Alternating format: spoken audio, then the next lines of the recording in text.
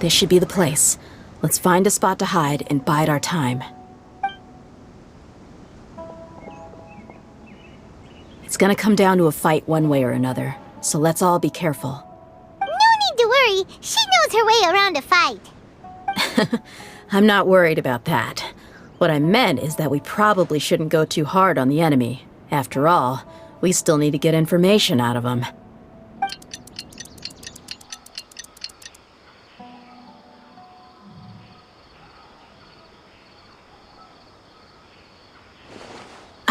Here they come. You ready? Let's not give them a chance to react and end this quickly.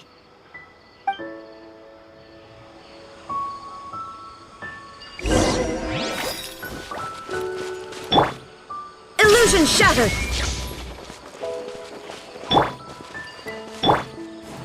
Hey! Let's get it on! Huh.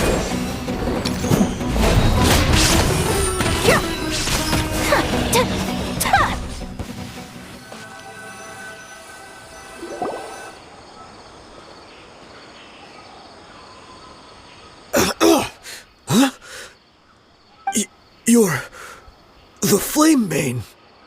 Good. That saves me an introduction. All right, time for a little talk. Are you buddies with Dakana Lakmar now? Tell me, what are they after? You know the code of being a mercenary just like everyone else. The first rule is to never divulge key information about our employer. What makes you think I'd talk? Ha! That might have worked on an amateur, but I know you're just looking to protect your reputation. Think about it, though. What's your reputation worth if you won't have the other tools you need to succeed in this line of work? Tools like, I don't know, your limbs or eyes? You've got 5 seconds. You might want to think twice about how much your employer's information is worth to you. Whoa! I'm not joking around.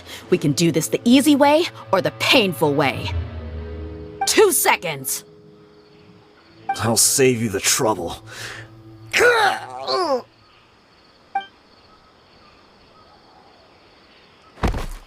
Huh? Are you crazy? He tried to bite off his own tongue. Quick, search the area for any first aid supplies.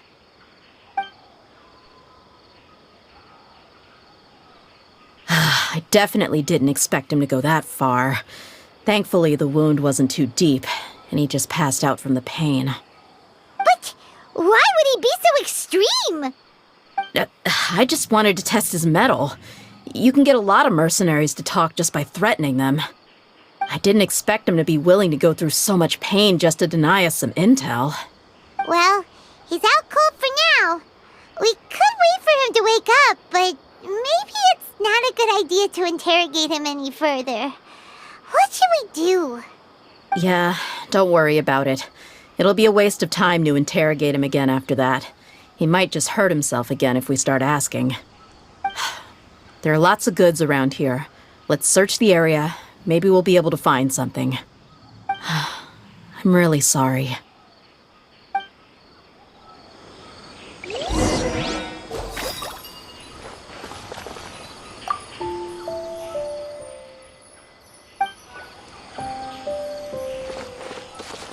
My apologies!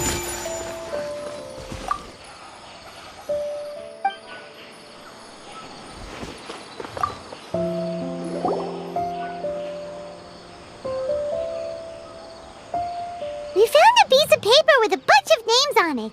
Maybe it's a record of something. Let me take a look. If this really is a merchant caravan, they should have a record of their transactions.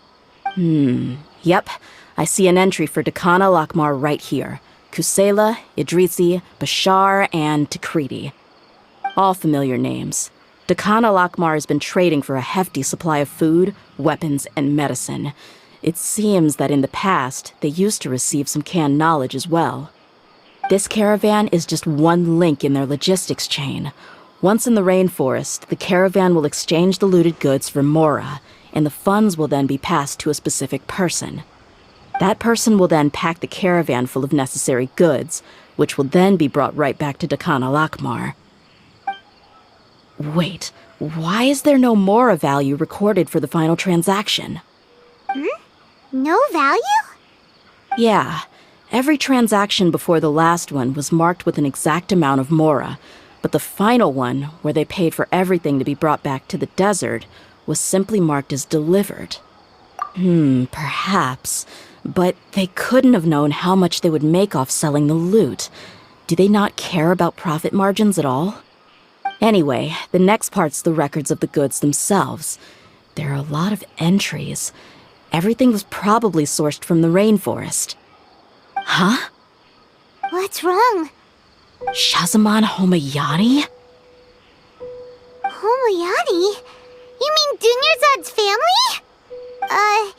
Could it just be another family with the same last name? I'd be surprised to find someone with the exact same first and last name. Shazamon Homayani is Dunyarzad's father, and the head of the Homayani family. Just what the heck is going on here? I'm sorry, you're right. I'll consider what we found and not jump to conclusions just yet. But what this piece of paper confirms is that the Homayani family has been providing goods to Dakana Lakmar. What if the Homayanis have been kept in the dark and don't know they've been trading with Dakana Lakmar? That's a possibility, but if that was the case, why is this caravan specifically named Shazamon as their person of contact? They could have just as easily bought goods such as food and medicine directly from Caravan Rebat or Port Ormos. Yeah, funding violence and looting. The brigade gets the goods, and he is paid the proceeds from the sale of the loot. But why would he do something like this? It's not like the Homayanis are in need of money. I honestly have no idea. I've been to their estate many times, and I've never noticed anything suspicious. The only potentially large expenditure I could think of would be the treatment costs for Dunyarzad's Elazar. Maybe they borrowed a lot of Mora in the past, but that's still just a speculation. I don't think the master would stoop so low to make Mora. You're probably right. I know my lady's personality, and she wouldn't deliberately keep something like this from us. But what should we do now? All we found is just another mystery.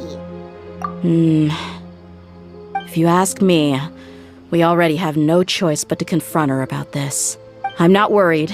It's too early to make a verdict yet. I still have faith in the Homayanis. Let's go find my lady again.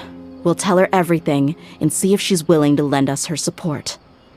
If we're lucky, we can not only figure out the mystery of this paper, but also follow the trail of breadcrumbs to the people responsible at Dakana Lakmar. Dehya, are you sure this is the best decision? What if instead of getting the help we need, we just end up revealing everything we've discovered to the enemy? I've considered that possibility, but even still, I want to tell her what we found. I think I owe her that much. True friendship is built on trust. She showed genuine concern for me when we first brought up the topic. I can't repay her kindness with doubt and suspicion. That's not how I deal with people. You're right. Paimon wants to trust Dunyarzad too. Yeah. Let's pay another visit to Sumeru City.